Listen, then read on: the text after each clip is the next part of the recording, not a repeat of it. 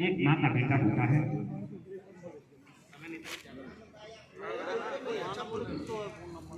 एक माँ का बेटा हुआ करता है। बाजार में जा रही थी, हाथ छूट गया, दूसरी माँ ने पकड़ लिया बेटे का हाथ, पकड़ लिया, बेटा हमारा। बोले नहीं, बेटा तो हमारा है।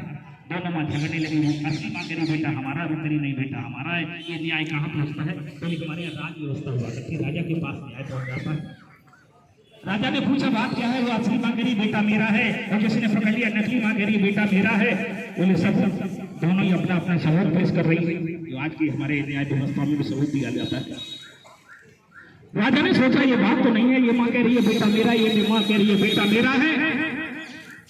राजा ने अपने मंत्री से कहा, जल्लाद को बुलाया, बोले तलवार निकालो, इस बेटे को आधा आधा छीन दो, आधा इस माँ को दे दो, आधा इस माँ को दे दो। लोगों असली माँ कहने लगी, महाराज बेटा ये इसी का है, मेरा नहीं। मैं झूठ बोले, बेटा मेरा नहीं है, ये बेटा इसी का ना। राजा को लोगों 3 मिनट नहीं लगे, राजा ने न्याय कर दिया, ये बेटा इसका नहीं है, ये बेटा इसी का है। क्योंकि असली माँ अपने बेटे को आरे से तलवार से चिरता हुआ कटता देख नहीं सकती है। लोगों राजा को 3 मिनट नहीं लगे, राजा ने न्याय कर दिया, और आज 3 पीढ़ी निकल जाती है, 3 पीढ़ी निकल जाती है आपको सबूत लगाने में, लेकिन वो न्याय नहीं कर पाते हैं। क्या ये न्याय व्यवस्था है? हमारे बाबा लड़ते रहे, पिताजी लड़ते रहे, उसके बाद हम लड़ते रहे, सबूत इकट्ठे करते करते करते करते तिजोरियां भर गई, लेकिन आज इन्होंने यह नहीं कर पाया कि असली मां कौन है। ये न्याय व्यवस्था अच्छी है? ये न्याय व्यवस्था अच्छी नहीं। न्याय व्यवस्था तो वो हमारी अच्छी थी, हमारा राजा 3 मिनट में न्याय कर देता था, और ये 3 पीढ़ी निकल जाती है, न्याय नहीं कर पाती। क्या है न्याय व्यवस्था? इसके साथ साथ एक निवेदन और करना चाहूंगा। हमारे उस दिन हमारी एक बहन जी थी, शायद हैं, हाँ पीछे बैठी हुई हैं, बड़ी अच्छी बात कही थी माननीय कैलाश लोधी जी से। और कैलाश लोधी जी ने कहा था हम आपके साथ थे, गाँव में दारू बंद करने की बात की थी। हमारी बेटी ने बहुत व्रत श्रीदेवी चर्चा हुई तो उस दिन श्रीदेवी तो ये बड़ी कुटता चल रही है, और सबसे ज्यादा हमारे समाज के लोग कर रहे हैं। 1760 से पहले हमारे भारतवर्ष में कोई दारू का ठेका नहीं था, कोई दारू की दुकान नहीं थी। उठा करके देखो भारत के इतिहास को, केवल एक अंग्रेज आया तो सबसे पहले कलकत्ता में एक दारू की दुकान, उसने जिसको ठेका कहते हैं आज, एक दारू की दुकान को रखा, और कैसे यहाँ के लोगों को पिलाया। एक बोर्ड लिख दिया, आओ मुफ्त में दारू पियो, मजे उड़ाओ, मौज लो, आनंद लो। धीरे धीरे फ्री की दारू पीते पीते पीते पीते आज लोग पैसे से लेके पीने लगे। जब वो अंग्रेज लंदन गया तो वहां के लोगों ने पूछा कि आपके भारत में कैसी व्यवस्था है, कैसी दारू की? बोले बहुत अच्छी व्यवस्था है। बोले अच्छा? तो वहां लोगों ने शाबाशी दिया, लंदन के लोगों ने उस अंग्रेज को शाबाशी दिया, धन्यवाद दिया। तो उन्होंने कहा इनको पुरस्कार देना चाहिए, क्योंकि भारत में कोई दारू की दुकान नहीं थी, और इन्होंने वहां दारू की दुकान को खोल के चलाया, और अच्छी व्यवस्था की, अच्छा धंधा चल रहा है। अंग्रेज ने कहा कि मुझे आप पुरस्कार देना चाहते हो तो पुरस्कार मुझे ये दे दो, मेरी एक दारू की दुकान हो। वो दूसरा ठेका नहीं। लोग कलकत्ता में 2 हुए, आज पूरे भारत में लाखों की संख्या में वो दारू के ठेके हैं, और सरकार उन पे कब्जा कर रही है। मनोज जी ने दारू पिया है, पकड़ लो इसको जेल भेज दो।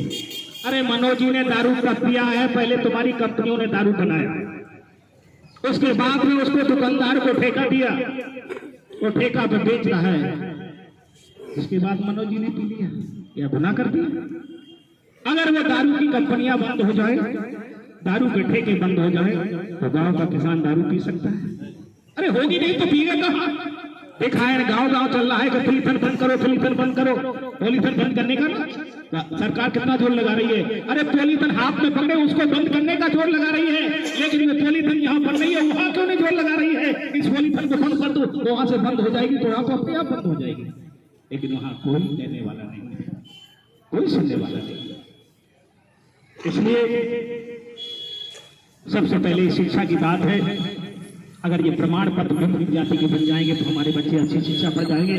और शिक्षा के साथ साथ आए हुए सभी किसान बंधु, हमारी माता शक्ति संस्कार बच्चों में डेवलप हो। शिक्षा के साथ साथ संस्कार की बहुत बड़ी आवश्यकता है, क्योंकि हमारे पास शिक्षा हो जाती है और संस्कार नहीं होते हैं। तो आज देखा है फलाने डीएम ने खुदकुशी कर दी, क्यों कर ली? शिक्षा थी उसके पास, वो डीएम बन गया या वो एसडीएम बन गया, अधिकारी बन गया, लेकिन उसके पास संस्कार नहीं था। अगर संस्कार होता, हमारी माँ हमारे पिता अगर उसको संस्कार देते थे तो शायद आज वो खुदकुशी नहीं उस सोसाइटी। इसलिए शिक्षा के साथ साथ उन बच्चों में संस्कार की बहुत बड़ी आवश्यकता है। तो मैं ये कहना चाहूंगा अपने जिला अधिकारी महोदय जी से पुनः एक सप्ताह से जो हुआ है इस धरना प्रदर्शन में, और ये अधिकारी आकर के देखे किसानों की क्या समस्या है। ये आप कोई प्रमाण पत्र खैर आपको नहीं दे रहे हैं, ये विमुक्त जाति के प्रमाण पत्र बनना चाहिए ताकि हमारे बच्चों को भी शिक्षा में अधिकार मिल सके। इन्हीं शब्दों के साथ मैं अपने भाई को विराम दूंगा। जय जवान, जय किसान। हेलो हेलो हेलो, हमने 2 घंटे का टाइम मांगा था कि झंडा उठा के अधिकारी के ऑफिस में डाल दिया जाए। अच्छा रहेगा या गलत रहेगा बताइए? जो हम लोग झंडा चला रहे हैं तो अधिकारी को ऑफिस में ही डाल दें तो अच्छा रहेगा नहीं रहेगा? तो हमारी जल्दी सुनवाई हो जाएगी। कितने दिन हो गए झंडा को चलाते हुए? 30 तारीख से झंडा चल रहा है। क्या दिन हो गए भैया? 7 दिन हो गए, अधिकारी कोई आया नहीं है, नहीं आया। तो इस वजह से झंडा हटा के हम अधिकारी के ऑफिस में डालते हैं। आप तैयार हैं?